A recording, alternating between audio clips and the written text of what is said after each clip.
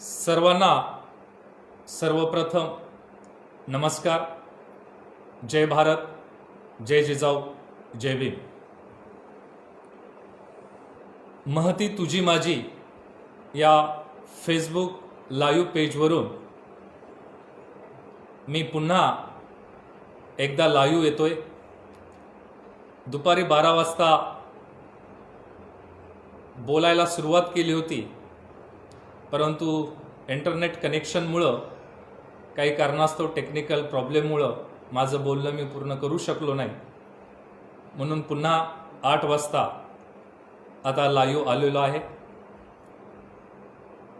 महती फाउंडेशनचे आदरणीय संघरत्नजी निवडंगे, बंडूजी नरवाडे आणि महती फाउंडेशनचे सर्व टीम यांचं प्रथमतः मी कृतज्ञता व्यक्त करतो की त्यांनी महती फाउंडेशनच्या माध्यमातून मला या ठिकाणी बोलण्याची संधी दिलेली आहे. कोरोनामुळं, कोविड-19मुळं, या महामारीमुळं संपूर्ण जग ठप्प आहे, टाळेबंद आहे. अशाही परिस्थितीमध्ये प्रबोधनाची चळवळ ही चालू राहिली पाहिजे, विचारांची चळवळ ही चालू राहिली पाहिजे. म्हणून प्रबोधनाची दंगल या शीर्षकाखाली महती फाउंडेशन अनेक दिवसापासून अनेक व्यक्तींचे व्याख्यानाचं आयोजन करत आहे. खरं तर ही समाजाच्या दृष्टिकोनातून अतिशय महत्त्वाची बाब आहे. कारण डॉक्टर बाबासाहेब आंबेडकर म्हणाले होते, the distance you are gone is less important than the direction in which you are going. तुम्ही किती अंतर चालून गेले हे महत्त्वाचं नाही आहे, तुम्ही कोणत्या दिशेने जात आहात हे महत्त्वाचं आहे. आणि म्हणून महती फाउंडेशनचे ही सगळे कार्यकर्ते योग्य दिशेने जात आहेत. एक स्वतःचं माध्यम तयार करून समाजात परिवर्तन करण्याचं, समाज प्रबोधन करण्याचं काम करत आहे. म्हणून त्यांचं मी सर्वप्रथम अभिनंदन करतो आणि कृतज्ञताही व्यक्त करतो. ज्या ज्या महामानवांनी, महापुरुषांनी या देशाला दिशा देण्याचं काम केलं, त्या तमाम महापुरुषांच्या विचारांना प्रथमतः मी अभिवादन करतो. मित्रहो, एक राजा असतो आणि राणी असते. त्यांच्या पोटी मूल जन्माला येतो आणि तेही कालांतराने राजा होतो. नंतर तो म्हातारा झाल्यानंतर पुन्हा त्याचा मुलगा राजा होतो. असं राजा बनण्याची या देशामध्ये परंपरा आहे आणि परंपरेने अनेक राजे या देशात झालेले आहेत. रेडीमेड राजगादीवर बसलेले अनेक राजे आपल्याला पाहायला मिळतात. पण राणी नाही आणि राजा पण नाहीये, अशा माऊलीच्या पोटी छत्रपती शिवाजी महाराज यांनी जन्म घेतला आणि आपल्या आई वडिलाच्या मार्गदर्शनाखाली 12 बलुतेदार, 18 अलुतेदार या सर्व मावळ्यांना एकत्र घेऊन स्वराज्याची स्थापना केली. ते म्हणजे छत्रपती शिवाजी महाराज, कुळवाडी कुळभूषण, बहुजनांचे प्रेरणास्थान, यांचाच वारसा पुढे घेऊन जाणारे राजर्षी छत्रपती शाहू महाराज यांच्या विचारावर, यांच्या कार्यावर आज मी प्रकाश टाकणार आहे. म्हणून जे विजनरी राजे आहेत, दूरदृष्टी राजे छत्रपती राजर्षी शाहू महाराज, हा विषय मला या ठिकाणी बोलण्यासाठी दिलेला आहे. म्हणून या विषयावर हात घालत असताना राजर्षी शाहू महाराज यांच्याच तेवढ्याच विचारांचा, तेवढंच व्यक्तिमत्व असलेला राजा या देशामध्ये होऊन गेला. म्हणून त्यांची एक गोष्ट कथेच्या माध्यमातून सर्वप्रथम मी तुम्हाला सांगेन. मित्रहो, पुराण कथा सांगत असताना आपल्याला माहित आहे की एकाच पद्धतीने पुराण कथा सुरू होत असतात. एकेकाळी एक राजा असतो. तो राज्य करीत होता. मग एकदा काय झाले की राज्यात दुष्काळ पडला. दुष्काळ पडल्यामुळं राज्यामधील प्रधान सचिव असतील, तिथले साधू असतील, सगळी मंडळी असतील, यांनी सांगितलं की राजे, दुष्काळ घालवण्यासाठी आपल्याला यज्ञ करावा लागतो. आणि मग यज्ञ घालायला सुरुवात झाली. यज्ञ म्हणजे अग्नीमध्ये काळ्या टाकायच्या, तूप वाहायचं, हा यज्ञाचा परंपरागत पद्धतीनं जे यज्ञ आपल्या पुढे आलं तर या पद्धतीनं. पण यज्ञाचा मतितार्थ जर आपण बघितला तर आपल्यामधील जो काम, क्रोध, लोभ, द्वेष, मत्सर, अज्ञान आणि वाईट रूढी परंपरा ज्या आहेत, यांना मूठमाती देणं, यांना संपवणं म्हणजे खऱ्या अर्थानं यज्ञ असतं. पण अनेक राजांनी यज्ञ घातले, दुष्काळ पडला म्हणून, पाऊस पडत नाही म्हणून. एक वैज्ञानिक दृष्टिकोन समोर घेऊन असे कमी राजे आहेत की ज्यांनी या पाण्याचं मॅनेजमेंट केलंय, वॉटर मॅनेजमेंट केलंय. असे ते राजे. ही झाली एक कथेची एक बाजू. आता कथेची दुसरी बाजू मी तुम्हाला सांगतोय. ब्रिटिश काळ आहे. राजा आहे, राणी आहे, सुखी संसार आहे. राज्यातली प्रजा सुद्धा समाधानी आहे, सुखी आहे. परंतु राजाला कुठलंच अपत्य नाहीये. म्हणून राज्यातल्या त्या साधू लोकांनी, पंडितांनी राजाला सांगितलंय की राजे, तुम्ही आता अंत्य अवस्थेकडे जात आहात. म्हणून या राज्याचा कारभार चालवण्यासाठी एक राजकुमार हवा आहे, जे की या राज्याचा कारभार सांभाळेल. आता राजाला तर अपत्य नाहीये. म्हणून त्या काळात समाज मान्यता एक अशी पद्धत होती की घराण्याचा पदर जुळणारा जो कोणी असेल त्याला दत्तक घ्यायचं. मग राजानं ठरवलं की आपण एका मुलाला दत्तक घ्यायचं. आता दत्तक कुणाला घ्यायचं, ते पण मुलालाच का? कारण मानसिकता जी आहे आपली आजही 21व्या शतकात, की कुलदीपक पाहिजे, मुलगाच पाहिजे, स्त्री राजा होऊ शकते, हा दृष्टिकोन आजही आपण स्वीकारलेला नाही. खरं तर शाळेत शिकत असताना आपण काटकोन शिकलाय, त्रिकोण शिकलाय, चौकोन शिकलाय, षटकोन शिकलाय, पण दृष्टिकोन शिकलो नाही. म्हणून हा दृष्टिकोन खऱ्या अर्थानं आपल्याला शिकण्याची गरज आहे. कुलदीपक पाहिजे म्हणून मुलाचा शोध सुरुवात झाली. त्यांच्या घराण्याशी नाळ जुळणारं कोणतं कुटुंब आहे? राजाने आपल्या राज्यामधले जे महत्त्वाचे अधिकारी असतात, कलेक्टर आहेत, क्लास 1 आहेत, अशा लोकांना आदेश दिले की माझ्या घराण्याशी जुळणारं एखादं कुटुंब तुम्ही बघा. मग अशा कुटुंबाचा शोध घ्यायला सुरुवात झाली. जनरली ग्रामीण भागामध्ये त्यांच्या पूर्वजांची नावं लिहिलेली असतात, कोणी युद्धामध्ये सहभागी झालेले वगैरे. असंच एक कुटुंब सापडलं ज्या कुटुंबाने पानिपतच्या लढाईमध्ये सहभाग घेतला होता.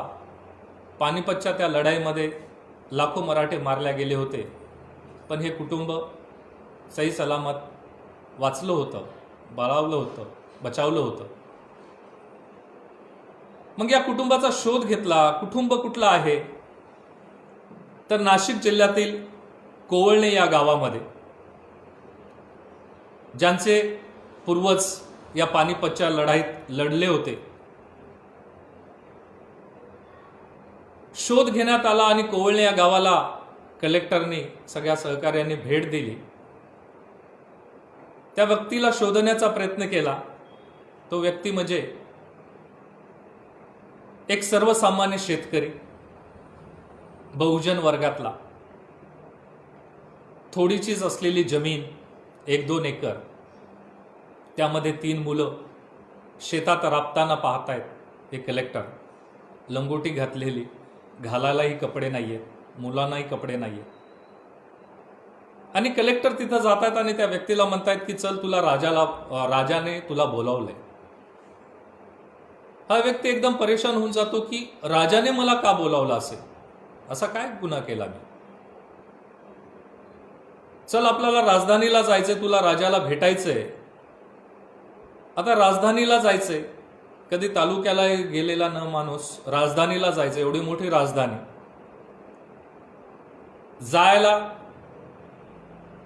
जाण्यासाठी सुंदर असे कपडे सुद्धा नाहीये, मखमलीचे चांगले कपडे, मखमलीचे म्हणण्यापेक्षा एक चांगले कपडे सुद्धा अंगावर नाहीये.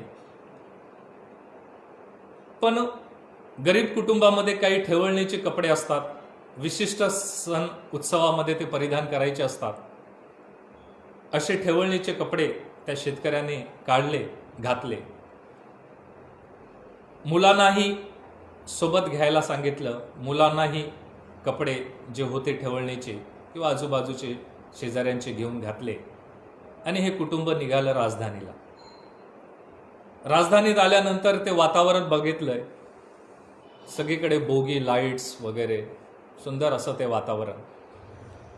त्यातल्या त्यात आता राजवाड्यामध्ये पोहोचल्यानंतर राजवाडा अतिशय सोन्याने माखलेला आहे.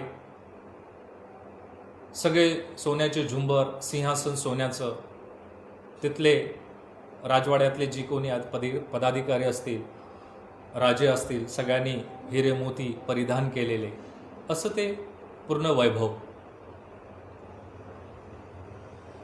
आता या शेतकऱ्यांना तिथं यासाठी बोलावण्यात आलं होतं की या शेतकऱ्याचं कुटुंब हे राजाच्या घराण्याशी जुळणारं आहे. पण इतरही राजाच्या क्षमतेची काही मुलं मिळतात का, याचाही शोध घेण्यात आला आणि तिथे एक 5 लोकांचं पॅनल नेमण्यात आलं. जसे की UPSC MPSCचं जे इंटरव्ह्यू कमिटी असते, तशी कमिटी नेमण्यात आली या लहान मुलांचे इंटरव्ह्यू घेण्यासाठी. म्हणून अनेक पालकांनी आपली छोटी छोटी मुलं राजा बनवण्यासाठी तिथं इंटरव्ह्यूला आणली होती. मुलांच्या त्या इंटरव्ह्यूला सुरुवात झाली. जे पॅनल आहे ते इंटरव्ह्यू घेते, मुलांना प्रश्न विचारते. बाळा, तू कशासाठी आला? तुला काय व्हायचंय? तुझ्या घरात तुला कोण आवडतं? आई आवडते का वडील आवडते? लहान मुलांना प्रश्न विचारतायत. असे प्रश्न विचारणं चालू आहेत. मुलं आपापल्या परीनं उत्तर देत आहेत. कोणी सांगते की इथं लाडू खायला मला खूप मिळतील, I came just for Amul chocolate. अशीही काही उत्तरं छोट्या मुलांना दिलेली आहेत. बाहेर काही पालक आपल्या मुलांची तयारी करून घेत आहेत की कशा पद्धतीचे प्रश्न पॅनल विचारतायत आणि तुम्हाला काय उत्तरं द्यायची. ज्या पद्धतीने एखाद्या मुलाला आपल्याला KG1 नर्सरीमध्ये टाकायचं असताना आई वडिलांची मुलाखत असते, मुलाचीही मुलाखत घेण्यात येते. आई वडिलांची मुलाखत झाल्यानंतर संस्थाचालक सांगतो की तुम्ही नापास झाला तुमच्या इंटरव्ह्यूमध्ये, पण मुलगा पास झाला. त्या मुलाचं भवितव्य तुम्हाला घडवायचं, बघा एवढं डोनेशन द्यावं लागतं. आई वडील म्हणणारे आपल्या मुलाच्या भवितव्यासाठी डोनेशन देतात. अशा पद्धतीचं ते सगळं इंटरव्ह्यूज. आता हे इंटरव्ह्यू चालू आहेत, मुलं एकानंतर एक येत आहेत. ज्या कुटुंबाची नाळ संबंध या राजाच्या कुटुंबाशी आहेत, त्या कुटुंबातील त्या शेतकऱ्याच्या 3ही मुलांना समोर बोलवण्यात येतं. छोट्या मुलाला प्रश्न विचारतात. छोटा मुलगा धाडकन तिथून पळून गेला. मोठ्या पोराला प्रश्न विचारल्यानंतर, मोठ्या मुलाला प्रश्न विचारल्यानंतर त्याने खांदे वर केले आणि काय जाणू, मला काय माहित असं म्हणून तोही तिथून निघून गेला. पण जो मधवा मुलगा होता हा अतिशय हुशार, चाणाक्ष. मधव्या मुलाने आपला उजवा पाय समोर केला, डावा पाय मागे केला, छातीवर हात ठेवला आणि म्हणाला मला राजा व्हायचे. त्याच्या या उत्तरानं पॅनल सगळं खुश झालं की हा एक कॅन्डिडेट आहे की जो आपल्याला पाहिजे होता. याच्यात त्या डोक्यात ती इच्छा आहे, तो कॉन्फिडन्स आहे राजा बनण्याचा, आणि हा राजा होऊ शकतो. म्हणून बाकीच्या कोणत्याही मुलाला बोलवण्यात नाही आलं आणि त्या व्यक्तीलाच, त्या मुलालाच राजा करायचं ठरलं. मित्रहो, तो मुलगा म्हणजे श्रीमंत सयाजीराव गायकवाड, जे बडोद्या संस्थानाचे राजे. ज्या श्रीमंत सयाजीराव गायकवाडांनी डॉक्टर बाबासाहेब आंबेडकर घडविण्यासाठी त्यांचा सिंहाचा वाटा होता, मोलाचा वाटा आपल्याला ज्ञात आहे. हे श्रीमंत गायकवाड 10-11 वर्षापूर्वी शाहू महाराजांच्या अगोदर जन्माला आलेले एकसारखं व्यक्तिमत्व असलेले श्रीमंत सयाजीराव गायकवाड. परंतु श्रीमंत सयाजीराव गायकवाडांच्या डोक्यामध्ये जे सत्ता होती ती सत्ता डोक्यात त्यांची गेली नाहीये. राजसत्ता कधीच डोक्यात घालू दिली नाही त्यांनी. त्यांनी लोकाभिमुख अशी कार्य केली आणि त्याच पद्धतीने शाहू महाराजांनी सुद्धा आपल्या कार्याला सुरुवात केलेली आहे. मित्रो, आता शाहू महाराज, राजर्षी शाहू महाराज कानपूरमध्ये 13वी महासभा भरली होती कुर्मी समाजाची, आणि या महासभेमध्ये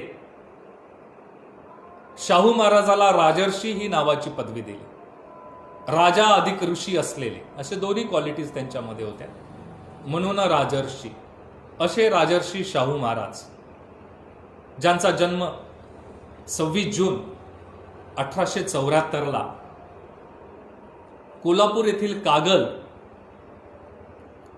जयसिंगराव आबासाहेब घाडगे व आई राधाबाई यांच्या पोटी झाला. त्यांचं मूळ नाव यशवंत. बघा, इट इज अ कॉन्सिडन्स, एक योगायोग आपण म्हणू शकतो. महात्मा ज्योतिराव फुलेंनी जो मुलगा दत्तक घेतला त्याला डॉक्टर केलं आणि त्याचं नाव ठेवलं होतं यशवंत. आणि शाहू महाराजांचंही नाव यशवंत. आणि ही नावं बघून डॉक्टर बाबासाहेब आंबेडकरांनी आपल्या मुलाचं नाव ठेवलं यशवंत. हा एक लिंक आपल्याला कुठेतरी लक्षात घ्यावी लागेल. हा कसा एकमेकांच्या विचारांचा वारसा पुढे वाढत गेलेला आहे. मित्र, शिवाजी चतुर्थ कोल्हापूर येथे त्यांचं राज्य होतं. पण शिवाजी चतुर्थच्या मृत्यूनंतर, निधनानंतर त्यांना कुठलेही अपत्य नाहीये. म्हणून त्यांच्या पत्नी आनंदीबाई यांनी यशवंतला वयाच्या 10व्या वर्षी दत्तक घेतलं. यशवंतलाच का? कारण जयसिंगराव घाडगे हे त्यांच्या राज्यामध्ये जहागीरदार म्हणून काम करायचे, आणि म्हणून कुठंतरी ती जवळची संबंध होती, मुलगा बघितलेला होता, म्हणून यशवंतला दत्तक घेतलं. तो दिवस होता 17 मार्च 1884. आणि 2 एप्रिल 1894 म्हणजे शाहू महाराजांचा राज्याभिषेक झाला. त्यावेळेस शाहू महाराजांचं वय होतं 20 वर्ष. आता इंग्रजाच्या काळात 563 राजे राजवाडे संस्थाने राज्य करीत होती. पण ही सगळी राजे सुखसोयीमध्ये, आपल्या विलासामध्ये मशगूल होती. पण शाहू महाराजांचा एक विश्वास होता की राजसत्ता जरी आपल्याला मिळाली, ही राजसत्ता म्हणजे समाज सत्तेचं साधन आहे. शाहू महाराज हे राजकीय दृष्ट्या जरी मवाळ असले तर सामाजिक दृष्ट्या ते फार जहाल होते. ज्यावेळेस ते राजे झाले त्यांनी बघितलं की आपल्या राज्यामध्ये मॅक्सिमम जे की पोस्ट आहेत, जी महत्वाची पदं आहेत, उदाहरणार्थ जर 70-71 पदं असतील तर 60 पदं ही उच्चवर्णीयांची होती. या पदावर ब्राह्मण मंडळी होती. म्हणून शाहू महाराजांच्या ही बाब लक्षात आली की कुठंतरी मागासवर्गीयांवर या राज्यामध्ये अन्याय होत आहे. त्यांच्याकडे क्वालिटी गुणवत्ता असताना सुद्धा कदाचित डावलल्या जात आहे. म्हणून या समाजाला आपल्याला पुढं आणावं लागेल. मग आता पुढं आणायचं कसं? मित्रहो, तो एक इन्सिडेंट मला इथं सांगणं फार गरजेचं वाटतं आणि याच्याशिवाय शाहू महाराज पूर्ण होणारही नाही.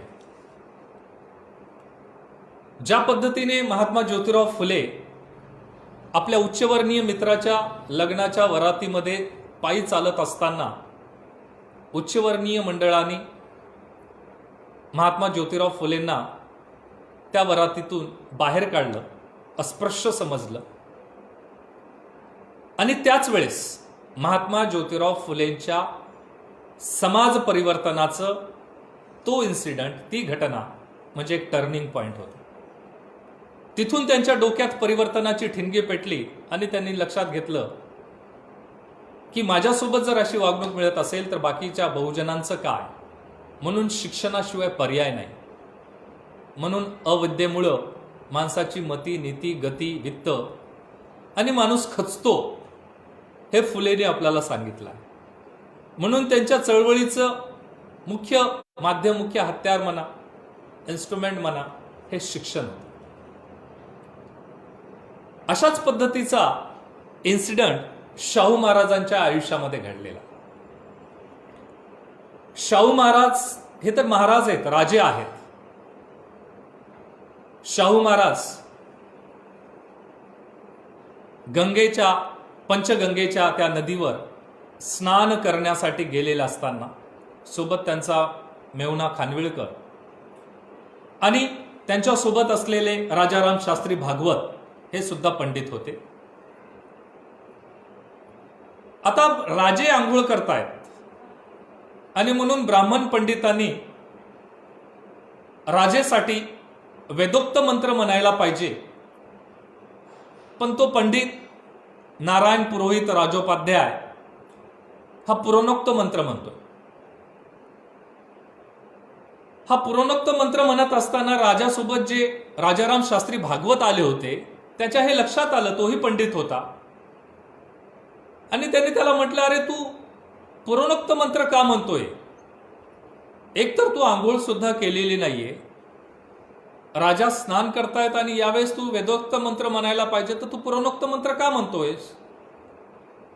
त्यावेळेस नारायण पुरोहित राजोपाध्याय म्हणतोय की हे राजे शूद्र आहेत आणि म्हणून मला आंघोळ करण्याची गरज नाहीये, मी पुराणोक्त मंत्रच म्हणणार. मित्र, ही बाब ज्यावेळेस छत्रपती शाहू राजांना कळाली लागलीच तिथे की माझ्या बाबतीत असं घडतंय, सर्वसामान्य बहुजनाचं, दलिताचं काय परिस्थिती असेल. म्हणून हे वेदोक्त प्रकरण तिथेच थांबलं नाही. हे वेदोक्त प्रकरण खूप गाजलं. यावर समिती सुद्धा नेमण्यात आली होती की राजाच्या आंघोळीच्या वेळेस किंवा राजाच्या पूजेच्या वेळेस जे कुठलं मंत्र म्हणायला पाहिजे यासाठी एक समिती नेमली. त्या समितीमध्ये सुद्धा गोखले, कृष्णाजी पंडित, नारायण पुरोहित राजोपाध्याय ही सगळी मंडळी होती. मित्र, हे प्रकरण जास्त वाढलं ते म्हणजे ऑक्टोबर 1901 मध्ये लोकमान्य टिळकांनी केसरी या आपल्या वृत्तपत्रामध्ये संपादकीय पेज लिहिलं आणि या संपादकीय पेजचं टायटल होतं वेदोक्ताचे खेळ. आणि त्या संपादकीय पेजमध्ये लोकमान्य टिळक लिहित आहेत की आपण पुरोहितावर कुठलेही बंधन आणू शकत नाही, त्यांनी कुठलं मंत्र म्हणायचं हे त्याच्यावर डिपेंड आहे. आजही तो वादाचा मुद्दा आहे की ते संपादकीय पेज टिळकाने लिहिलं नाही असं काही जण म्हणताय. पण संपादकीय पेज म्हटलं की संपादकच लिहित असतो ही जनरल भूमिका असते. असो, ही गोष्ट टिळकांनी वर्तपत्रामध्ये सांगितली की आपण राजे आहात, वेदोक्तच आहेत, आपण का पुरोनक्तो वेदोक्त हे प्रकरण गाजवताय. अशा पद्धतीचं एक संभाषण राजे शाहू महाराज आणि टिळकांमध्ये सुद्धा झाले. नंतर सी.के. बोले नावाचे एक बहुजन नेते होते, त्यांनीही टिळकांना सांगितले की आपण हा प्रकरण तुम्ही उगी गाजवताय, वाढवताय. एवढ्यावरच नाही तर दसऱ्याचा काळ होता 1901 मध्ये. दुसरे पंडित होते नारायण शास्त्री भट. यावेळेस मराठ्यांच्या घरी श्रावणी हा सण उत्सव श्रावणी केली जात असते. तर हा श्रावणी या नारायण शास्त्री भटाने वेदोक्त पद्धतीने साजरी केली होती. म्हणजे पुन्हा इथं वेदोक्त पुरोनोक्त प्रकरण आलं. 1902 मध्ये शाहू महाराजांनी सर्व ब्राह्मण पंडितांना जेवण्यासाठी आमंत्रण दिलं आणि या आमंत्रणामध्ये नारायण शास्त्रीला सुद्धा दिलं. आता नारायण शास्त्रींनी शाहू महाराजांच्या फेवरमध्ये बोलले, वेदोक्त पद्धतीने ते साजरी केली श्रावणी, म्हणून ब्राह्मणांनी त्यावर बहिष्कार टाकला त्या जेवण्यावर आणि ब्राह्मण तिथून निघून गेले. नंतर लॉर्ड कर्झनच्या माध्यमातून या वेदोक्ताचा निकाल लागला. म्हणजे वेदोक्तचा अधिकार आहे असं लॉर्ड कर्झननी सुद्धा सांगितलंय. पण हे प्रकरण का गाजलं यामागची भूमिका आपल्याला लक्षात घ्यावं लागेल. आणि टिळकांनी का संपादकीय पेज लिहिलं. मुळात कोल्हापूरच्या गादीचा तिथं वाद होता. आध्यात्मिक गुरु बाबा महाराज यांच्या गादीवर कोणी बसायचं आणि त्या गादीच्या वादाचा प्रशस्त म्हणून विश्वस्त म्हणून लोकमान्य टिळक होते. म्हणून शाहू महाराजांना असं सांगितलं होतं की जगन्नाथ महाराजांना दत्तक घेतलं पाहिजे. या संबंधात शाहू महाराजांची भूमिका होती, आग्रही होते. पण टिळकांचा जो कॅन्डिडेट होता तो होता म्हणजे बाळ महाराज. म्हणून शाहू महाराज एक वेगळी भूमिका घेत आहे आणि टिळक ही वेगळी भूमिका घेत आहे. यामध्ये कुठंतरी एक वैचारिक मतभेद लोकमान्य टिळक आणि शाहू महाराज यांच्यामध्ये होते.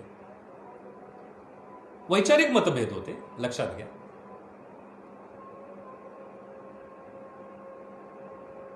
पण हे वैचारिक मतभेद असताना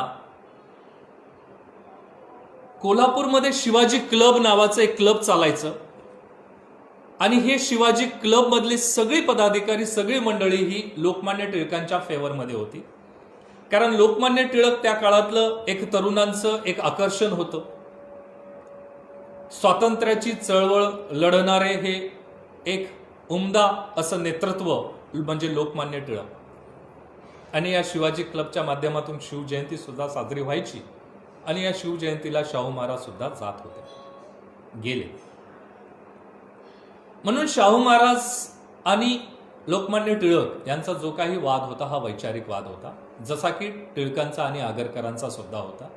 आगरकर आणि टिळक एकमेकावर अनेक आपल्या वर्तपत्रामध्ये टीका करायची हे आपल्यालाही माहीत आहे. म्हणून शाहू महाराजांचं जे काम होतं हे एक सामाजिक दृष्टिकोनातून समाजामध्ये, राज्यामध्ये सामाजिक लोकशाही प्रस्थापित व्हावी यासाठी ते कार्य करत होते. तर लोकमान्य टिळक हे स्वातंत्र्याची लढाई लढत होते. मित्रहो, हे वेदोक्त प्रकरण घडल्यानंतर शाहू महाराज, दूरदृष्टीचे शाहू महाराज हा विषय आहे म्हणून सांगतोय की एक विजन होतं या महाराजांकडे, या राजाकडे, जे महात्मा ज्योतिराव फुले यांचा वारसा पुढे घेऊन आलेले आहेत. ज्या फुलेंनी शिक्षणाची चळवळ त्यांचं एक मुख्य अग्रभाग म्हणा, त्यांचं महत्वाचा उद्देश म्हणा म्हणजे शिक्षण. हेच शिक्षण आता बहुजनांना मिळावं, दीनदलितांना मिळावं,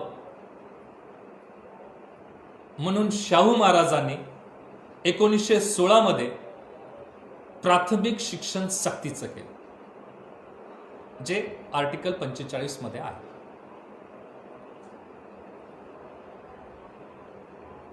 एवढंच नाही तर डेक्कन रयत शिक्षण संस्था शाहू महाराजांनी मुलांना हायर एज्युकेशन मिळावं म्हणून स्थापन केली. 1897 मध्ये महार स्कूल त्यांनी उघडली, म्हणजे स्थापन केली, अस्पृश्य मुलांना शिक्षण मिळावं. म्हणजे महाराज हे सगळ्या अँगलने विचार करणारे होते, दूरदृष्टीचे होते की या समाजाला आपल्याला शिक्षण देणं गरजेचं आहे. 1906 मध्ये किंग एडवर्ड एज्युकेशन सोसायटीची महाराजांनी स्थापना केली. 1907 मध्ये अस्पृश्यांसाठी बोर्डिंग स्कूल छत्रपती शाहू महाराजांनी सुरू केली. 1920 मध्ये शिवाजी वैदिक शाळा शाहू महाराजांनी सुरू केल्या. जयसिंगराव घाडगे यांच्या नावाने तंत्र शिक्षण देणाऱ्या शाळा महाराजांनी सुरू केल्या. बघा, स्किल बेस्ड एज्युकेशन, व्यावसायिक शिक्षण. ती दूरदृष्टी आता लक्षात घ्या. आपण आज सेंट्रल गव्हर्नमेंट स्किल बेस्ड एज्युकेशनवर फोकस करते की मुलांनी व्यावसायिक शिक्षण घेतलं पाहिजे, त्यांच्या उदरनिर्वाहाचा प्रश्न सुटला पाहिजे, म्हणून त्यांना स्किल बेस्ड एज्युकेशन द्या. ही गोष्ट महाराजांनी त्या काळात केली. पाटील शाळा सुरू केल्या. आता पाटील बनलं की उच्चवर्णीयांचीच लोक पाटील होत होती, म्हणून मागासवर्गीय लोकांमधून सुद्धा पाटील निर्माण झाले पाहिजे, त्यांचाही संपर्क ग्रामीण भागाशी लोकांशी आला पाहिजे, म्हणून पाटील शाळा शाहू महाराजांनी सुरू केलेल्या. बहुजन विद्यार्थ्यांसाठी वैदिक पाठशाळा शाहू महाराजांनी सुरू केल्या.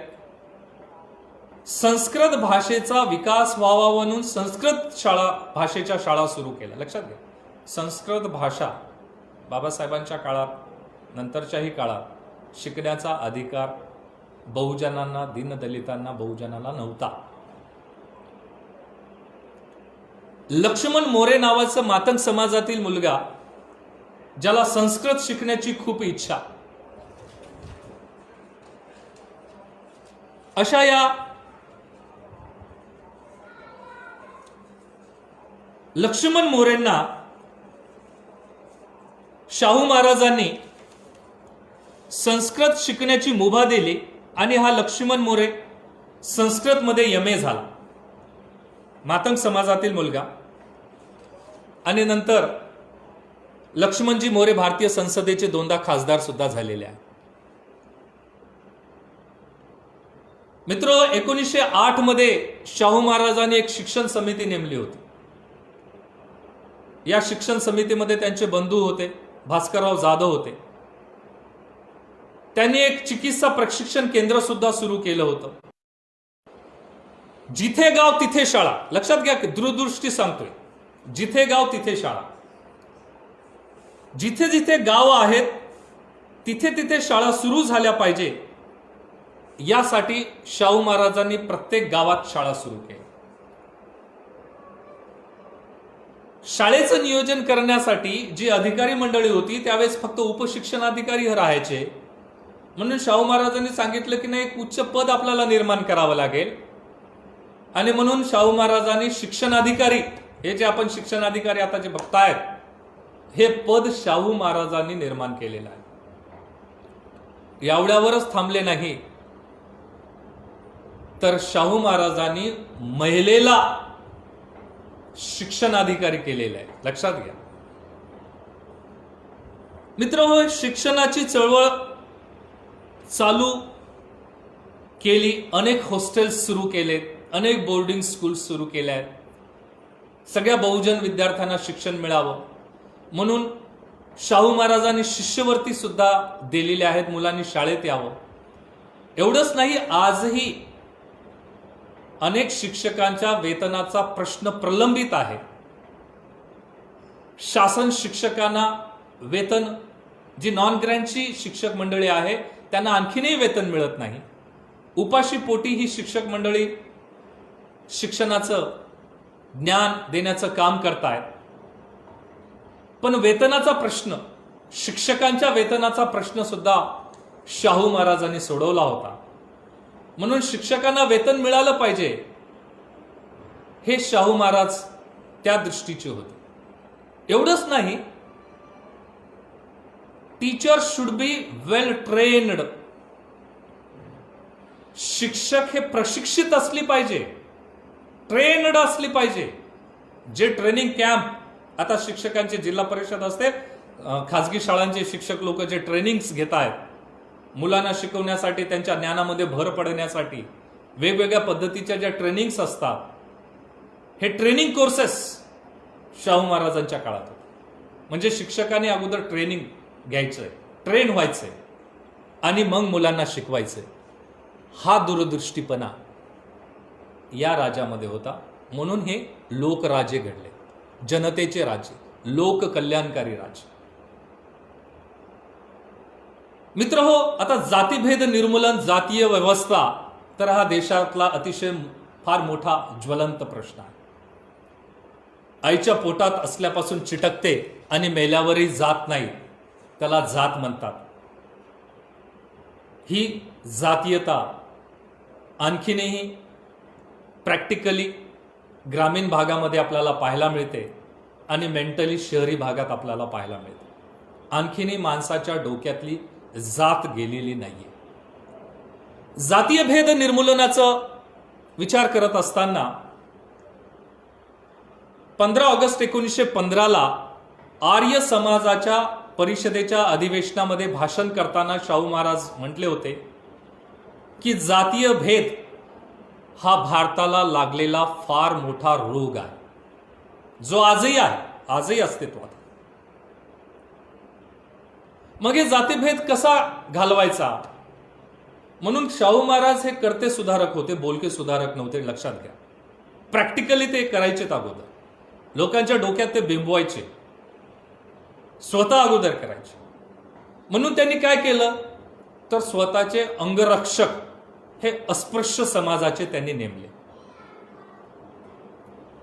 सार्वजनिक ठिकाणी अस्पृश्यांना समानतेने वागवावे असा एक गव्हर्नमेंट रेझोल्युशन, त्यांच्या संस्थानाचा त्यांच्या राज्यातला आदेश त्यांनी काढला. आज आपलं महाराष्ट्र शासन सुद्धा काढते की जी जातीवरून गावाची नावं आहेत, जी वाडे आहेत, ही जातीवरची वाडे आता नावं बदलून टाका, त्याला समता नगर करा, शांतीनगर करा, शांतीदूत करा, शिवराय नगर करा, भीमराय नगर करा, असा हा ठराव आता शासन घेते. त्यावेळेस शाहू महाराजांनी त्या पद्धतीचे सगळे प्रकार केले. मित्रो, 15 जानेवारी 1919 मध्ये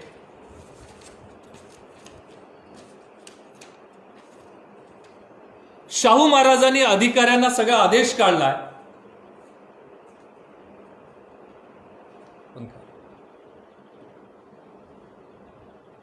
की आपण कुठल्याही पद्धतीची जातीयता पाळायची नाहीये.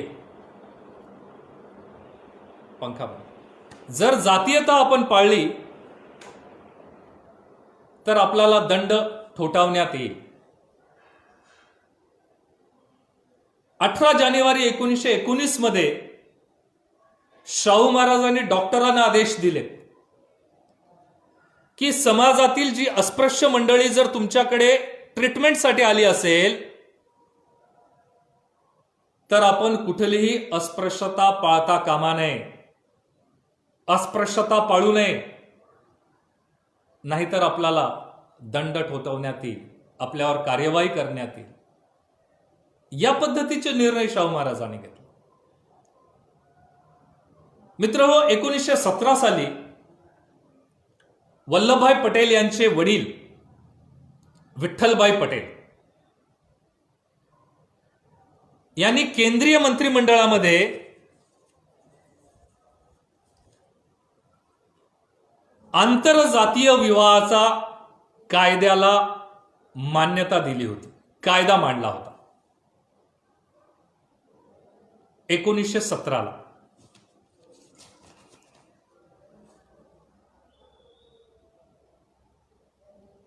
आज आंतरजातीय विवाहासाठी शासन ज्या कपलनं आंतरजातीय विवाह करतायत अशांना शासनाकडून मदत दिल्या जाते की आंतरजातीय विवाह वाढले पाहिजे. हा आंतरजातीय विवाहाचा जो कायदा होता, हा कायदा मंत्रिमंडळामध्ये वल्लभभाई पटेल यांचे वडील विठ्ठलभाई पटेल यांनी मांडला आणि यास शाहू महाराजांनी पूर्णतः पाठिंबा दिला. पण या आंतरजातीय विवाह कायद्याला लोकमान्य टिळक आणि पुरीचे शंकराचार्य आणि करवीर संस्थानातील काही सनातनी मंडळींनी याला विरोध केला होता.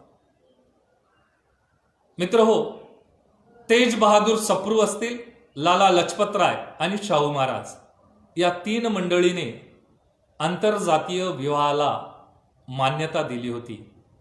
ते बिल पटेल बिल म्हणून आजही प्रसिद्ध आहे. म्हणून आंतरजातीय विवाह घडले पाहिजे यासाठी सुद्धा शाहू महाराज त्या कायद्याच्या फेवरमध्ये होते. मित्रहो, आता आंतरजातीय विवाहाला फक्त मान्यता देणारा कायद्याचा सपोर्ट म्हणून केला नाहीये, तर 1917ला पुनर्विवाहाचा कायदा व्हावा यासाठी रीतसर मान्यता, कायदेशीर मान्यता सुद्धा शाहू महाराजांनी दिली. आता मी सांगितले की बोले तसा चाले त्याची वंदावी पावले. शाहू महाराज जे बोलत होते ते तसं करत होते. करते सुधारक आणि बोलके सुधारक यामधला फरक लक्षात घ्या. आज नुसते बोलणारी लोक खूप आहेत, ऍक्शन काहीच नाही. ऍक्शन ओरिएंटेड प्रोग्राम शाहू महाराजांनी आपल्या राज्यामध्ये आणले होते. महाराजांनी आपली सखी चुलत बहीण चंद्रभागा हिचा विवाह तुकोजीराव होळकर यांचे सुपुत्र यशवंतराव होळकर यांच्या बरोबर ठरविला होता. मित्रो, पण हा विवाह बघायला महाराज नव्हते, कारण 6 मे 1922ला त्यांचं निधन झालं. म्हणून त्यांचे मोठे चिरंजीव राजाराम महाराज यांनी त्यांची इच्छा पूर्ण केली. नंतर 23च्या काळामध्ये साखरपुड्याचाही कार्यक्रम इंदोरमध्ये पार पडला होता आणि 9 फेब्रुवारी 1924 मध्ये इंदोरमध्ये हे लग्न आंतरजातीय विवाह त्यांच्या सख्या चुलत बहिणीचा होळकर कुटुंबाशी पार पडलेला. आता एवढ्यावरच थांबत नाही, तर 15 जानेवारी 1919ला सार्वजनिक ठिकाणी, लक्षात घ्या, सर्वच पब्लिक प्लेसेस ज्या ठिकाणी आहेत जिथं अस्पृश्यता जास्त असते अशा ठिकाणी समानता प्रस्थापित करावी, कोणीही अस्पृश्यता करू नये, डिस्क्रिमिनेट करू नये, अशा पद्धतीचा कायदा सुद्धा शाहू महाराजांनी अंमलात आणला. शाहू महाराज पक्के होते, मी गादी सोडू शकतो पण सामाजिक कार्य सोडू शकत नाही, असं आपल्या ते दुश्मनाला, आपल्या विरोधात बोलणाऱ्याला ते नेहमी सांगायचे. मित्र हो, नगर परिषदची निवडणूक कोल्हापूरमध्ये पार पडते.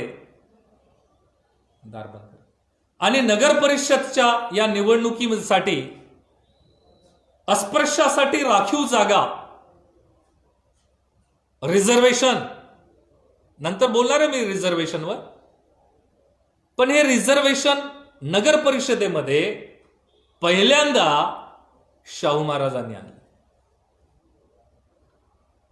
ज्या फुल्यांनी सांगितलं होतं की ज्या समाजाची, ज्या जातीची संख्या जेवढी असेल तेवढं आरक्षण, हे फुलेंनी सुद्धा आरक्षणाची मागणी केली. तेच आरक्षण शाहू महाराजांनी सुद्धा राजकीय आरक्षण नगर परिषदमध्ये अस्पृश्यासाठी दिलंय. आणि एवढंवरच नाही तर दत्तोबा पवार चांभार समाजाचा व्यक्ती अध्यक्ष म्हणून कोल्हापूरच्या नगर परिषदेमध्ये निवडून आला आणि नंतर हा दत्तोबा पवार नंतर आमदार झाले. मित्र हो, शाहू महाराजाला आरक्षणाचे जनक, रिझर्वेशन पॉलिसी, जे आज याच रिझर्वेशनमुळं अनेक लोक मोठी झाले, पण यांना समाजाचं काही देणं घेणं नाही. गाडी माडी आणि बायकोची गोलगोल साडी, पिंट्या आणि पिंटी बबली बायको, याच्यातच हा समाज आरक्षण घेऊन कुठंतरी गुरफडलेला आहे.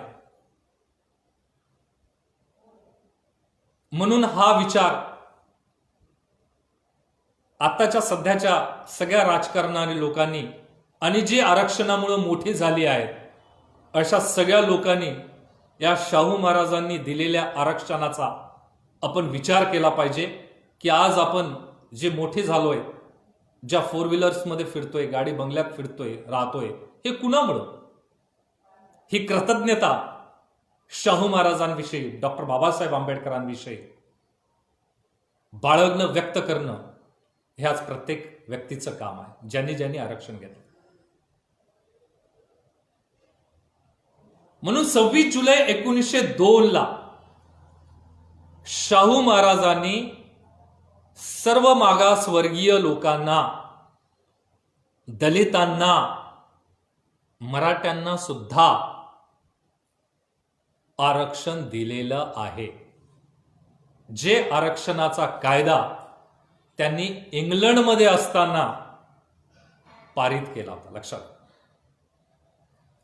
1902 मध्ये इंग्लंडचा राजा 7वा एडवर्ड यांच्या राज अध्यक्षतेखाली शाहू महाराज इंग्लंडला गेले होते आणि याच काळात हे आरक्षणाचा मुद्दा, आरक्षणाचा कायदा शाहू महाराजांनी केला.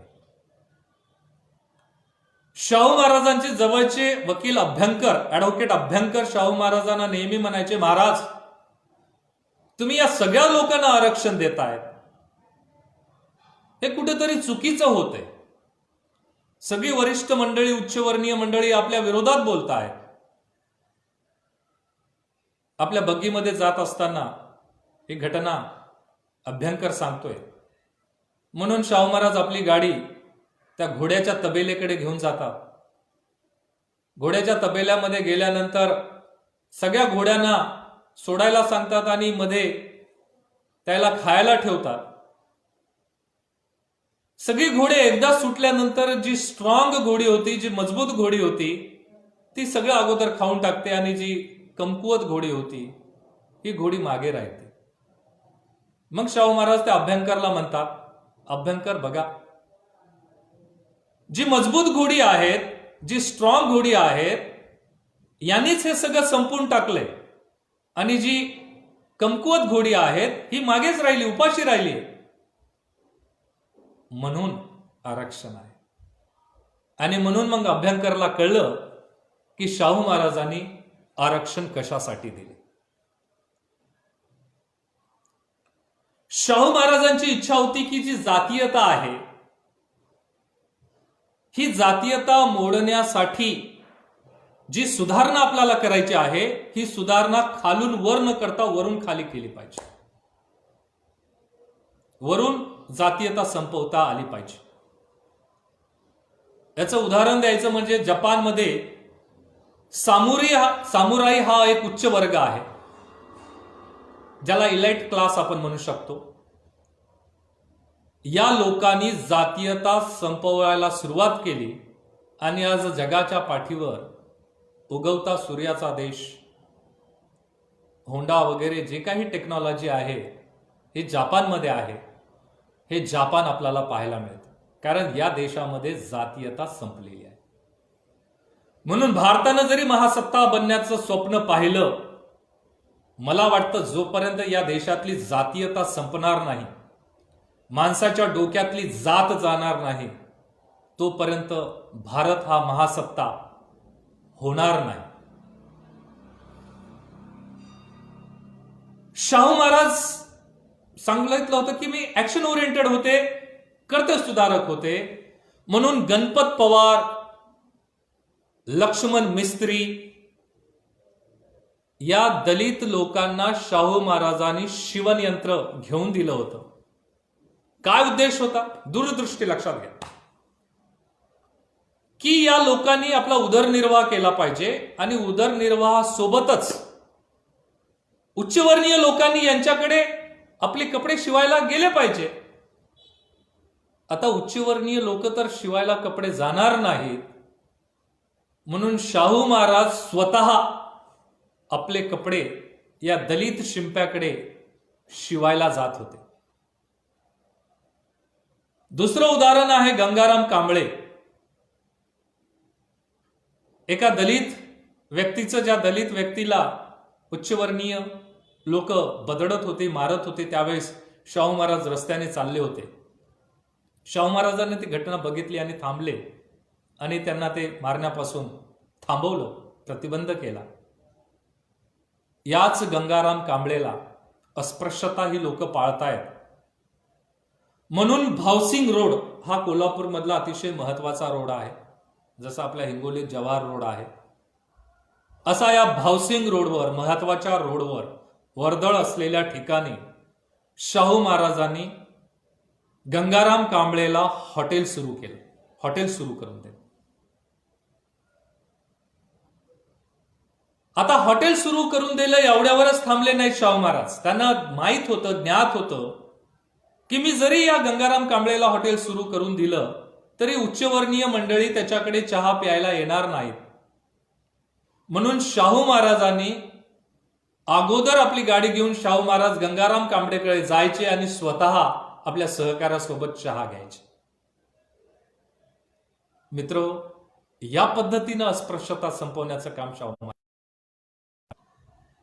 हाच गंगाराम कांबळे आपली कृतज्ञता शाहू महाराजाविषयी विसरला नाही. लक्षात घ्या, ज्या गंगाराम कांबळेला शाहू महाराजांनी मोठं केलं, त्याच गंगाराम कांबळेने शाहू महाराजांच्या निर्वाणानंतर कोल्हापूरमध्ये शाहू महाराजांचं पहिलं स्मारक उभारलं. आणि हाच गंगाराम कांबळे सत्यशोधक समाजाची शाहू महाराजांनी सुद्धा स्थापना केली होती. 11 जानेवारी 1911 ज्या फुलेंनी सुद्धा 76ला 1876ची गोष्ट आहे, 74ची सत्यशोधक समाजाची स्थापना केली. तोच सत्यशोधक समाजाची स्थापना, त्यांचाच वारसा पुढे शाहू महाराजांनी सुद्धा घेऊन गेले. आणि या सत्यशोधक समाजाचा एक फार मोठा नेता म्हणून गंगाराम कांबळे पुढे उदयास आला आणि मोठा झाला. मित्र हो, आता अस्पृश्यासाठी कामं केलीत, जातीभेद निर्मूलनासाठी कामे केलीत. स्त्रियांसाठी शाहू महाराजांची काय दूरदृष्टी होती, काय विजन होता त्यांच्यासाठी? मुलींना शिक्षण मिळालं पाहिजे. लक्षात घ्या, ज्या फुले दाम्पत्याचं पूर्ण हयात, पूर्ण आयुष्य सामाजिक कामामध्ये आणि मुलींना शिक्षण देण्यासाठी केले, आज स्त्री पाळण्याच्या दोरीपासून ते झेंड्याच्या दोरीपर्यंत पोहोचली, रिक्षापासून अंतरिक्षापर्यंत पोहोचली. याचं श्रेय फुले दाम्पत्य, शाहू महाराज आणि डॉक्टर बाबासाहेब आंबेडकर या सर्वांना जातं. राजाराम महाविद्यालयामध्ये शाहू महाराजांनी मुलींच्या शिक्षणाची व्यवस्था केली. मुंबई विद्यापीठाचं ॲफिलिएशन सुद्धा या राजाराम महाविद्यालयाला शाहू महाराजांनी घेतलं होतं. मी सांगत होतो की शिक्षण अधिकारी जी महिला बनवली होती ती रुक्मिणीबाई होळकर म्हणून या नावाची महिला शाहू महाराजांनी शिक्षण देऊन शिक्षणाधिकारी बनवलं होतं. 1919 मध्ये स्त्रियांवर होणाऱ्या अन्याय संदर्भात सुद्धा शाहू महाराजांनी अन्याय विरुद्ध कायदा केला होता. मित्र हो, ज्या पद्धतीने डॉक्टर बाबासाहेब आंबेडकरांचा आवडता मुलगा राजरत्न याचं निधन झाल्यानंतर डॉक्टर बाबासाहेब आंबेडकर 3 ते 4 दिवस स्वतःला कोंडून घेतलं होतं त्यांनी, आणि ओक्साबोक्षी बाबासाहेब आंबेडकर रडत होते. 4 अपत्य समाजासाठी बाबासाहेबांनी घालवले. असाच शाहू महाराजाचा धाकटा मुलगा प्रिन्स शिवाजी, अतिशय चाणाक्ष, अतिशय हुशार, अतिशय विनोदी, अतिशय खेळात रस असलेला हा मुलगा प्रिन्स शिवाजी 19व्या वर्षीच अपघाती निधन झालं प्रिन्सचं, शिकार करत असताना. आणि त्यावेळेस शाहू महाराज अतिशय मनाने, शरीराने एकदम खगले होते. कारण मोठा मुलगा राजाराम हा शांत स्वभावाचा होता. त्यांना वाटलं की प्रिन्स शिवाजी हा माझ्यानंतर ही माझी जी काही परंपरा आहे ही परंपरा पुढे चालवेल. पण प्रिन्सचं निधन झालं. आता प्रिन्सचं लवकर निधन झालं, अकाली निधन झालं, आणि म्हणून प्रिन्स शिवाजीची जी पत्नी होती तिला लवकरच वैधव्य प्राप्त झालं. इंदुमती राणी साहेब, या इंदुमती राणी साहेबा म्हणजे विधवा झाल्यानंतर, आता तो काळ तर सतीही घालता आली असती, गेली असती ती. शाहू महाराज जर त्या विचाराचे असते तर तिला बाहेर सुद्धा पडू दिलं नसतं, तिचं मुंडन केलं असतं, वगैरे वगैरे. पण शाहू महाराजांनी आपल्या सुनेला इंदुमती राणी साहेबांना शिक्षण दिलं. लक्षात घ्या. आणि स्त्रियांवर अतिशय अन्याय करणारा जो वाघ्या मुरळी म्हणजे काय की मुलीला लग्न न करता देवाला अर्पण करणं. अण्णाभाऊ साठेने या संदर्भात अतिशय छान अशा कादंबऱ्या लिहिलेल्या आहेत, कथा लिहिलेल्या आहेत. मुरळी म्हणजे तरुण असणारी मुलगी, तिचा संसार करण्याची इच्छा आहे, तिला विवाह करण्याची इच्छा आहे, तिलाही वाटतं की तिला अपत्य झाली पाहिजे, मुलं तिनं जन्माला घातली पाहिजे, सुखी संसार केला पाहिजे. पण तिला काय करायचं, तिला देवासोबत तिचं लग्न लावून द्यायचं, देवाला तिला डोनेट करायचंय, आणि मग देवाच्या नावाखाली यांनी तिचा उपभोग घ्यायचा. ही म्हणजे वाघ्या मुरळी. हे वाघ्या मुरळी पद्धत शाहू महाराजांनी याच्यावर प्रतिबंध असणारा कायदा केला. मित्र, आता शाहू महाराजांनी इतरही महत्वाची खूप कामं केली, जे की दूरदृष्टीच्या दृष्टिकोनातून आपल्याला त्यांचं मल्टीफेसेटेड व्हिजनरी आपल्याला लक्षात घ्यावं लागेल.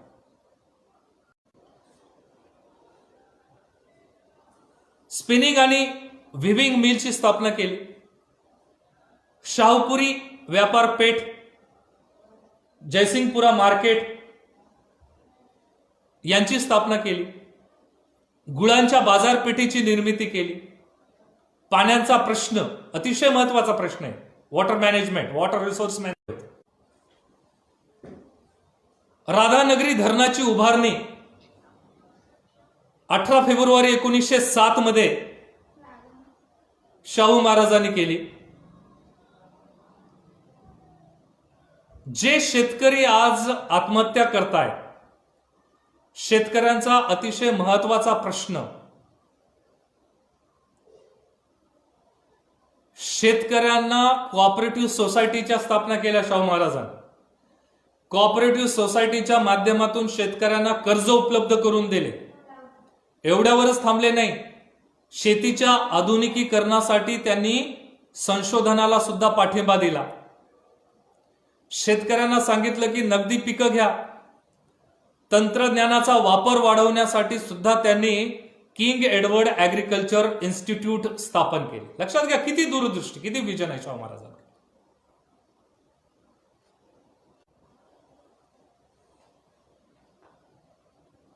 विकासाच्या दृष्टिकोनातून ज्या काही प्लान्स आहेत, ज्या काही योजना आहेत, या शाहू महाराजांनी आणल्या होत्या. 15 ऑगस्ट 1920 ला राजाराम इंडस्ट्रीज संकलन कृषी व औद्योगिक केंद्रात कृषी विषयक उपयुक्त अशा आधुनिक साधनाचं प्रदर्शन सुद्धा भरवलं होतं. संगीत असेल, चित्रपट असेल, चित्रकला असेल, लोककला असेल, कुस्ती असेल, या सगळ्या कलेला राजाश्रय देण्याचं काम, प्रोत्साहन देण्याचं काम शाहू महाराजांनी आपल्या राज्यामध्ये केलं. कला क्षेत्रामध्ये केशवराव भोसले नाट्यगृह शाहू महाराजांनी सुरू केलंय आणि याच नाट्यगृहामध्ये व्ही शांताराम, बाबूराव पेंढारकर, बाल गंधर्व ही सगळी मंडळी घडलेली आहेत मित्र. बाल गंधर्वाच्या बाबतीत मी तुम्हाला एक किस्सा सांगू इच्छितो. सोनतळे कॅम्पवर शाहू महाराज फिरत असताना अप्पासाहेब बेडेकर हे आपला नातू नारायण राजहंस यांना घेऊन भेटण्यासाठी गेले.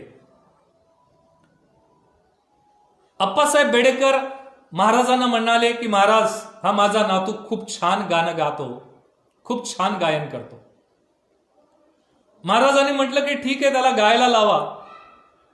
या मुलाने गायला सुरुवात केली, गायनाला सुरुवात केली. महाराजांनी गायन ऐकलं आणि भारावून गेले, आनंदी झाले.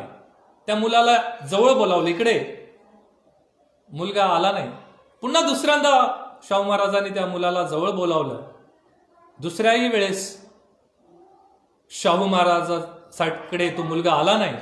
मग त्याचे आजोबा शाहू महाराजाकडे आले आणि त्यांनी सांगितलं की महाराज, हा मुलगा बधीर आहे, कानाने बधीर आहे, याला ऐकू येत नाही. मित्र हो, ही गोष्ट ऐकल्यानंतर शाहू महाराज दुःखी झाले आणि लागलीच आपली गाडी काढली आणि त्या मुलाला घेऊन, त्याच्या आजोबाला घेऊन डॉक्टर व्हेरे यांच्याकडे त्या मुलाचा विलाज केला, ट्रीटमेंट केली. तो मुलगा म्हणजे बालगंधर्व. लक्षात घ्या, बालगंधर्व घडण्यामागे शाहू महाराजांचा फार मोठा वाटा आहे. म्हणून ही बाब तमाम जाती धर्माच्या लोकांनी कुठंतरी लक्षात घेतली पाहिजे की ही जी काही महापुरुष आहे ते एका जाती धर्माची नाहीयेत. म्हणून या महापुरुषांना, या महामानवाला जातीमध्ये तुम्ही अडकू नका. शिवाजी महाराज मराठ्यांचे, शाहू महाराज मराठ्यांचे, बाबासाहेब दलितांचे, अण्णाभाऊ साठे मातंगाचे, फुले माळ्यांचे, ही जी चालले ना, ह्या गोष्टी आपण कुठंतरी थांबल्या पाहिजे. कारण ही माणसं, ही महापुरुष यांनी जातीच्याही पलीकडे, धर्माच्याही पलीकडे जाऊन विचार केला. सर्व समाजातील लोकांना विकास व्हावं, हा त्यांचा मुख्य हेतू होता. आता मित्र हो, शेवटचा मुद्दा मी या ठिकाणी आपल्या पुढे मांडणार आहे, जे की आपल्याला बरेच जणांना माहीत आहे. डॉक्टर बाबासाहेब आंबेडकर आणि शाहू महाराज यांचं काय नातं होतं. अतिशय खऱ्या अर्थाने दूरदृष्टे शाहू महाराज म्हणायला हरकत नाही. आहेतच. 20 मार्च 1920 ला कोल्हापूर येथील माणगाव परिषदेमध्ये अस्पृश्यांची परिषद भरली होती आणि या दुसऱ्या दिवशी, परिषदेच्या दुसऱ्या दिवशी शाहू महाराज उपस्थित होते. दुसऱ्या दिवशी शाहू महाराजांनी बाबासाहेबांचं भाषण ऐकलंय. भाषण ऐकल्यानंतर शाहू महाराज बाबासाहेबांच्या त्या भाषणामुळे भारावून गेले आणि आपल्या भाषणामध्ये शाहू महाराज त्या जनतेला, परिषदेत उपस्थित असलेल्या सर्व जनतेला हात उंचावून सांगतायत की तुम्हाला तुमचा पुढारी मिळाला आहे. डॉक्टर बाबासाहेब आंबेडकर, भीमराव आंबेडकर एक दिवस या देशाचे अग्रणी असतील आणि या देशाचे फार मोठे नेते बनतील. हे विजन, हे माणसं ओळखण्याची ताकद शाहू महाराजांकडे होती आणि शाहू महाराजांनी ते ओळखलं होतं. आणि आपण बघतोय की डॉक्टर बाबासाहेब आंबेडकर एक उत्तुंग असं व्यक्तिमत्व, उच्च असलेलं, संपूर्ण जगामध्ये त्यांच्या ज्ञान, सिम्बल ऑफ नॉलेज ज्याला म्हटलंय ते म्हणजे बाबासाहेब आंबेडकर आहे. आता बाबासाहेब आंबेडकर विदेशातून शिकून आल्यानंतर हाही किस्सा खूप जणांना माहीत असेल की एका अस्पृश्याचा मुलगा एवढा मोठा होतोय, एवढं ज्ञान संपादन करतोय, म्हणून आपण भेटलं पाहिजे. म्हणून शाहू महाराज आपल्या सहकार्याला म्हणतात की मला बाबासाहेबांना भेटायचंय, आंबेडकरांना भेटायचंय. पण शोध घेण्यात येतं आंबेडकर कुठे आहेत. आंबेडकर परळच्या चाळीमध्ये राहत असताना त्यांच्या लक्षात आलं आणि म्हणून शाहू महाराज स्वतःच बाबासाहेब आंबेडकरांच्या राहत असलेल्या त्या परळ चाळीमध्ये जातात. शाहू महाराज तिथं आल्यानंतर बाबासाहेब आंबेडकर एकदम हवालदिल होतात, अवाक होतात की राजे तुम्ही इथं, तुम्ही म्हणाले असते तर मी तुम्हाला भेटीसाठी आलो असतो, तुम्ही राजे आहात, मी तुमच्या भेटीसाठी आलो असतो. पण शाहू महाराज म्हणतात अहो भीमराव, आम्ही परंपरेचे राजे आहेत, तुम्ही तर ज्ञानाचे राजे आहात. बघा हा केवढा मोठेपणा. हा मोठेपणा शाहू महाराजांच्या अंगी होता, अनेक महापुरुषांच्या होत्या, छत्रपती शिवाजी महाराजांच्या अंगी होता. हा मोठेपणा आपली राजकीय मंडळी, आपली मंडळी जी जातीयताच्या दृष्टिकोनातून पाहणारी जी मंडळी आहे, हे शाहू महाराजांना, फुलेंना, बाबासाहेबांना समजून घेतील का आणि समजून घेतले का, हा फार मोठा संशोधनाचा विषय. मित्र, बाबासाहेब आंबेडकर 1921 लंडन येथे असताना शाहू महाराजांनी सुरुवातीला 750 रुपये आणि नंतर 1500 रुपये त्यांना आर्थिक मदत केली. मूकनायक हे पाक्षिक बंद होऊ लागलं म्हणून मूकनायकला त्या काळात 2500 रुपये शाहू महाराजांनी दिला आणि ते मूकनायक नंतर सुरू ठेवलं. काय होतं 1914 पर्यंत या देशामध्ये, 1914 जे पहिलं महायुद्ध झालं, या नंतरचा काळ 14-20 पर्यंत पूर्ण जे राजकारण होतं, समाजकारण होतं, हे गांधीच्या आजूबाजूला, महात्मा गांधीच्या सभोवतालीच फिरत होतं. आणि म्हणून शाहू महाराजांनी लक्षात घेतलं की आता बहुजनासाठी, अस्पृश्यांसाठी, अस्पृश्यांचे नेते गांधीजी आहेत असं ते सांगत होते. म्हणून शाहू महाराजांनी लक्षात घेतलं की नाही, अस्पृश्यांचा खरा नेता आता अस्पृश्यांना, बहुजनांना, दलितांना मिळाला आहे आणि ते म्हणजे डॉक्टर बाबासाहेब आंबेडकर. मित्र हो, बाबासाहेब आंबेडकर विदेशात असताना त्यांच्या पत्नी रमाबाई आंबेडकर, बाबासाहेब आंबेडकरांना शाहू महाराज म्हणतायत भीमराव तुम्ही बिंदास्त जा, तुमची ही जी पत्नी रमाबाई ही माझी बहीण, हिला मी हिच्या माहेरी घेऊन जातो, म्हणजे कोल्हापूरला घेऊन जातो. या पद्धतीचं हे नातं शाहू महाराज आणि डॉक्टर बाबासाहेब आंबेडकरांचं होतं. विदेशात असतानाच शाहू महाराज 1922 जातात. बाबासाहेबांना अतिशय दुःख होतं आणि म्हणून बाबासाहेब सांगतायत की शाहू महाराजाचा जन्मोत्सव, जयंती हे सणासारखी साजरी करा. म्हणून आपण बहुजनांनी या सर्व महापुरुषांचा उत्सव हे सणासारखे साजरे केले पाहिजे. म्हणून फक्त फोटोला हार घालायचे नाही, फक्त जयंती आणि पुण्यतिथी निमित्त, जयंतीनिमित्त फक्त नाचायचं नाही, कारण हे सगळे महापुरुष हे नाचायचा विषय नाही तर वाचायचा विषय आहे. हे आपण एक विचार आहे.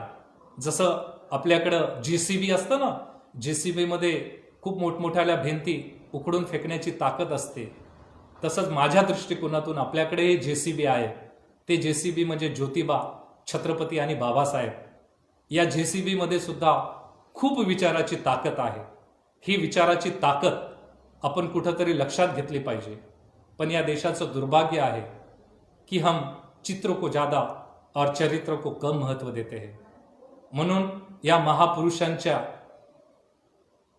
चरित्राची, त्यांच्या बायोग्राफीची आपण सगळं वाचन केलं पाहिजे.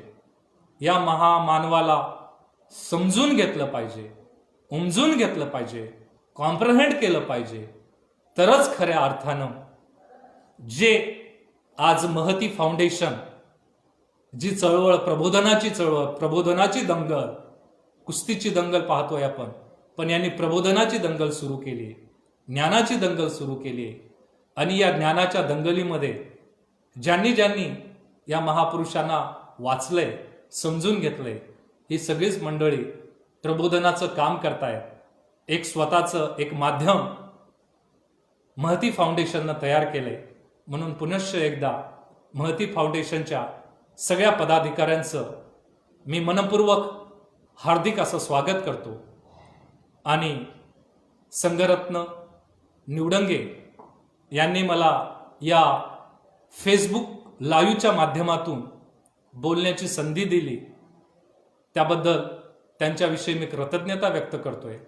खरं तर 12 वाजता बोलायला सुरुवात केली होती, पण नेटवर्कच्या काही कारणामुळं, टेक्निकल प्रॉब्लेममुळं मी व्याख्यान पूर्ण करू शकलो नाही. पण आता हे पूर्ण केले आहे, एक समाधान आहे. असंच कार्य महती फाउंडेशनच्या माध्यमातून पुढेही चालू राहो, हीच आपल्याला शुभेच्छा देतो, आपल्याकडून अपेक्षा व्यक्त करतो आणि थांबतो. जय भीम, जय बुद्ध, जय भारत. धन्यवाद.